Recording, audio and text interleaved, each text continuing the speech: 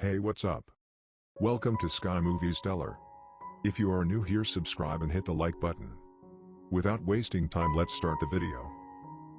During World War I, Serbia loses 2/3 of the male population. The women stay back to start a new life the best they can, but this also means there are many small towns with few or no men at all. Sisters Ognjenka and Boginja live in Pokrep, which only has one old man left, and as kids, they like to play around the pond next to the cemetery. Nowadays Boginja likes to bathe in that pond, but Ognjenka doesn't approve because legend says the pond is cursed. Their great-grandmother cried out that pond when her husband didn't come home from war, and the tears made it so salty that even starfish can live in it. After crying for 7 days and 7 nights, the great-grandmother thought it was enough and swore from that day on her heart would be tough like stone. Since crying was all she knew to do, she became the best wailer on the mountain. Wailers are women hired to cry at funerals, and from generation to generation, this became the family business, meaning the sisters are wailers too. In this village, if a boy is as tall as a rifle, he's ready for war. As more wars happened in years past, no men left back equals no customers, so wailers' tears are slowly becoming worthless. Only 2 men ever came back to Pokrep, and they also died quickly. The first was crushed by a gravestone, if by accident or because his wife killed him for cheating, nobody knows. The second man knew he couldn't defend a whole village of women by himself and set up a minefield in the vineyard. He never marked down the position of the mines though, because he was afraid the enemy could get their hands on that information and trusted his photographic memory. In the end, his memory failed him and the man died from stepping on his own mines. The minefield he left behind became a problem because the vineyard is the village's main source of income. The remaining women renamed the vineyard into Minyard, and since then, they draw straws to see who will be the next person to pick up the grapes, since most of the time, such chore ends up in tragedy. One morning, the sisters are approached by Nada, who wants to hire their crying services in advance because she's drawn the short straw and is going to the Minyard next. Because she has to pay in advance though, she asks the sisters to give her a demonstration of their wailing performance. Since their client is still alive, Ognjenka has trouble acting well, thus she tries to think of sad things to make herself cry. She remembers the day their friend Sonia got married, but she didn't even get to kiss her husband before he was dragged away to war, and since then she's been mute. This still doesn't help her cry though, so Boginja tries to help by reminding her that she'll be 22 next autumn, and yet she's never found love. In fact, considering the lack of men, she probably never will. Ognjenka reminds her sister the same will happen to her, and this gets the sisters crying properly. Hearing about the sad state of their lives, Nada decides to kiss Boginja, explaining that unlike the sisters, she did kiss a man once. This man turns out to be Grandpa Bisa, the only guy left in the village.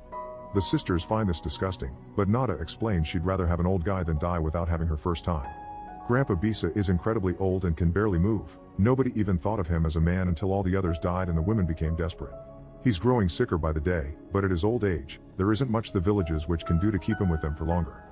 Later in the evening, Nada and the sisters go to the local bar where women get together to drink and drown their sorrows, which is harder than it looks because Rashia's band only plays funeral songs, even if they're in a slightly faster tempo. Because Nada is sure she doesn't have much time left, she asks the bartender to drop the cheap drinks and serve spider brandy instead, that way she can go out with a bang. The bartender grants the request, and soon every woman in the bar is having hallucinations of the dead men in their lives.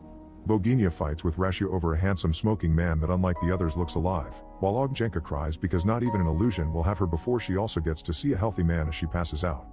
In the morning, Sonia enters the Minyard, and before dying in an explosion, she tells the sisters that she's paid for them to have some fun time with Grandpa Bisa.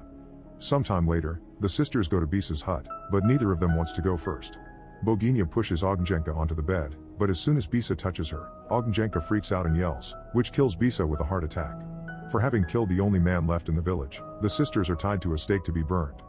Desperate to get out of this one, Boginja tells everyone she could bring back another better man to make up for Bisa, so the villagers decide to give them a chance. The sisters have 3 days to come back with a man, or the witch will make the soul of their great-grandmother rot in a place worse than hell. The siblings ride out of town in search of a man, but it's harder than it looks. The woman pretending to be a guy in order to join the army so men can stay back and help repopulate. Eventually the sisters make it to the city, where they're shocked to see that the men from their hallucinations are there. Ognjenka's guy is Dragolub, a circus performer known as the Man of Steel, whose main act is launching himself from a cannon.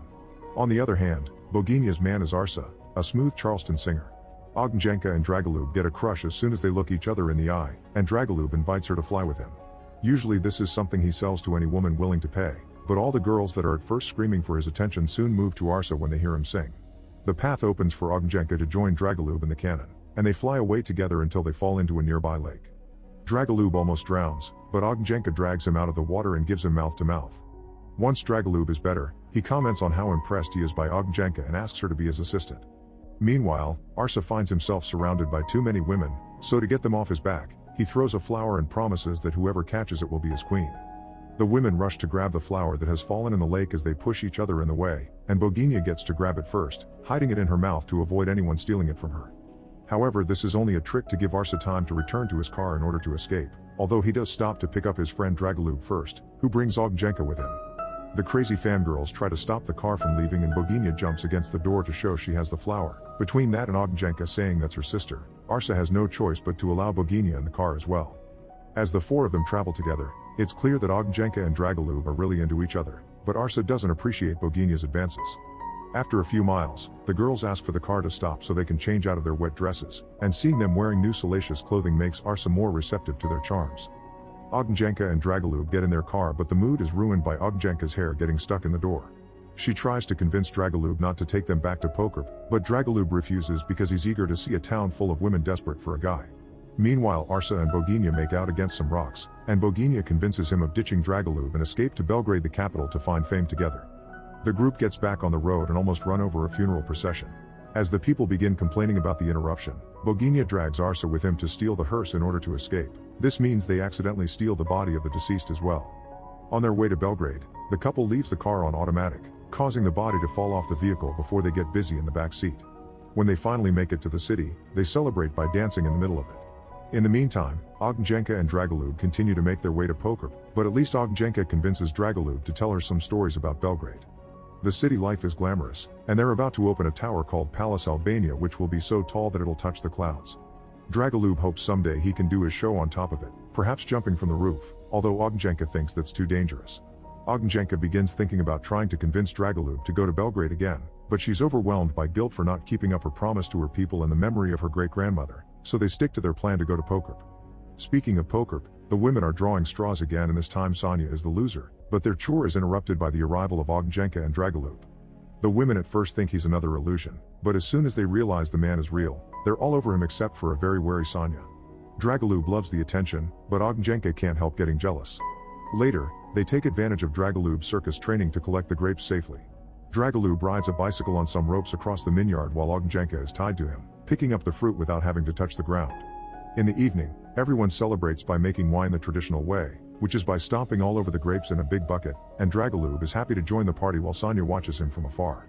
Meanwhile, the witch keeps her promise and allows the soul of the sister's great-grandmother to rest in peace, which puts Ognjenka's mind at ease.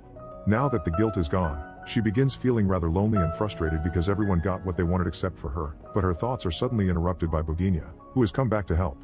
After telling a sleepy Arsa not to leave the car, the sisters go to the bar to get Dragolub back.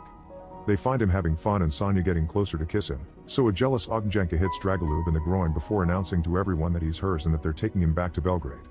However, the women laugh at the sisters and continue to celebrate without letting them go. Ognjenka tries to convince Dragolub they need to go while everyone's drunk and, after declaring her love for him, she kisses him. Seeing this makes Sonia speak again, requesting the kiss that she has been waiting for since her wedding day was ruined. Dragolub tries to explain he can only kiss Ognjenka, but Sonia ignores him and kisses him anyway. At that moment, Arsa shows up at the bar, and now it's Boginia's turn to get jealous as all the women go after him.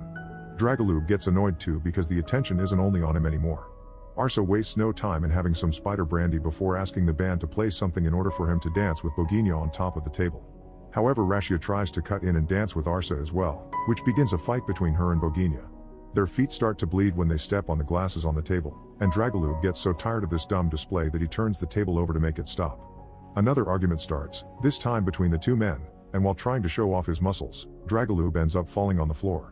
The women remind them that the only way to prove who is the better man is through their bed skills, and when Dragolub accepts, Ognjenka throws a glass at his head. Boginia is very angry to see how the women take away the men to be used, but she feels she can't do much about it. Ognjenka, however, cuts to the front of the line to take the first turn with Arsa.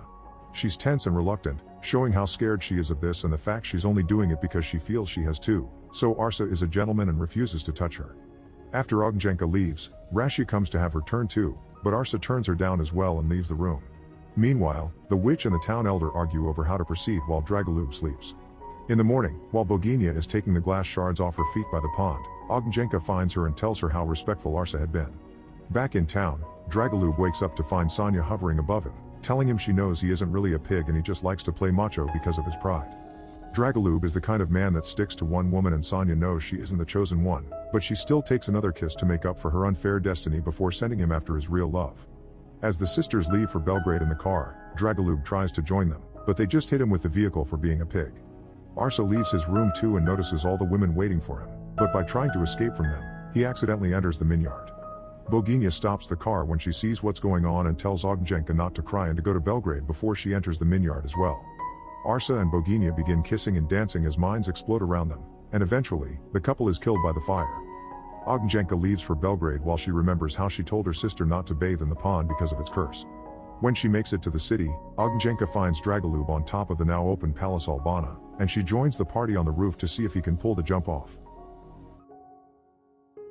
Thanks for watching and subscribe to my channel. If you haven't subscribed yet, just hit the subscribe button so you can watch more videos like this.